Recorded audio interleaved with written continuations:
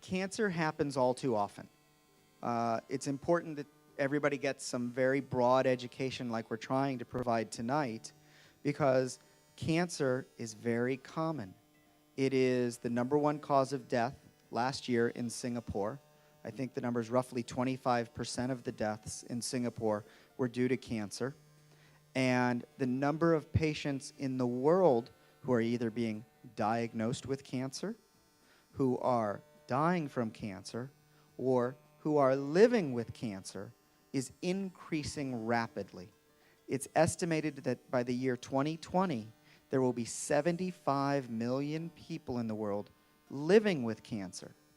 Now, you can be glasses half empty and say, that's pretty sad to have so many patients with cancer, but I'm going to make it glasses half full, because that's not 75 million people dying from cancer. More and more people are living with cancer. It's not a death sentence. It's often a chronic disease. It's managed like diabetes or high blood pressure. Sometimes there's harder treatments. Sometimes there's no treatment. But 75 million people is still a huge number, and I think that through education and early awareness and prevention, we might actually impact that number. How do we treat cancer? Cancer treatment is complicated. Cancer treatment requires a team. So you cannot see just one doctor to get all of your cancer therapy. You need to see one doctor, like a medical oncologist, who can coordinate all of the care that you're going to need. Because you might need surgery, you might need radiation, you might need hormone therapy or targeted therapy or chemotherapy. You might need a lot of treatments, and you might need monitoring for years. So you need a coordinated team to take care of patients.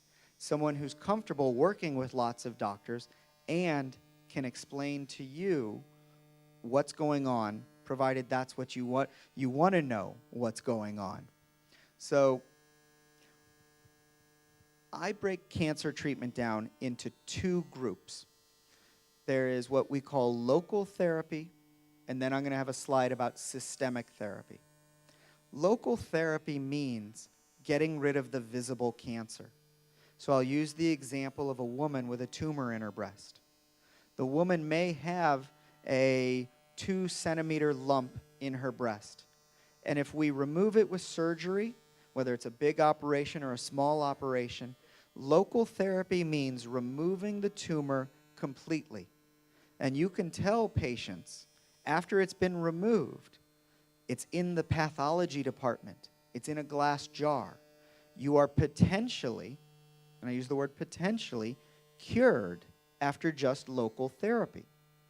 But I think it's increasingly a foolish idea that you would be cured by just removing the one lump, because we know that so many patients with those lumps are going to have the cancer come back 2 or 5 or 10 years later.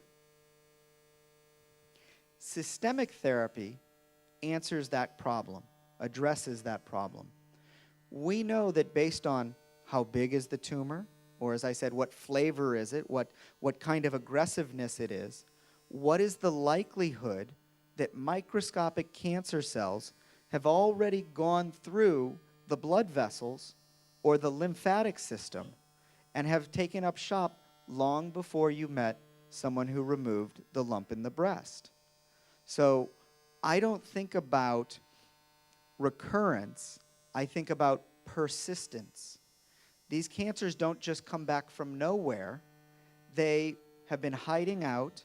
They are small cells that turn into larger cells over time. By taking the approach of combining good local therapy and systemic therapy, which means chemo or hormones, something that goes through the blood to get every last cell wherever it exists, by combining these therapies, we get the very best results.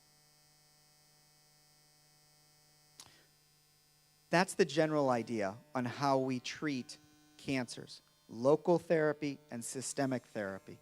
You have to have both in most cases, to get rid of all of the visible and invisible cells. But what do we actually do? What are the treatments today? Well, at West Medical, we use not only cutting-edge treatments, of course, but there are plenty of older treatments, proven treatments, effective treatments that nowadays provide great results and with good supportive care, meaning medicines to prevent weight loss, medicines to strengthen your bones or prevent nausea, that with better supportive medicines, some of the proven older therapies are very well tolerated, and given the price of some of the newer therapies, they make a good choice.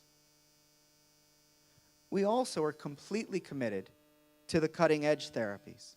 Through our research with our Acorn Research Company or through the clinical trials that we offer in the office, we are convinced that the future of curing cancer is with some of the newer targeted medicines, non-chemotherapy drugs that can choke the blood vessels that feed tumors or correct those the damage in the DNA so that, say, the proofreader works again, or certain drugs that actually just turn a molecular switch from on to off.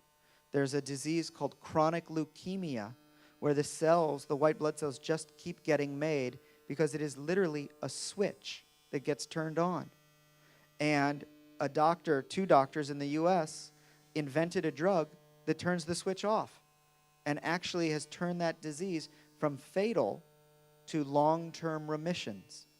And it changed the nature of a disease completely. So we have more and more of these drugs that are pills that don't cause nausea, don't cause hair loss, that are targeted to the specific problems that are present in cancer cells. Some of those treatments, we call them targeted therapy because they go directly to a genetic target without disturbing healthy cells. Monoclonal antibodies, that's the scientific word for what does your immune system do after an infection. It makes an antibody. It makes a protein so that that virus or bacteria never bothers you again. Well, we can make antibodies against cancer cells so that we can try to target the cells that have the problem and not the healthy cells.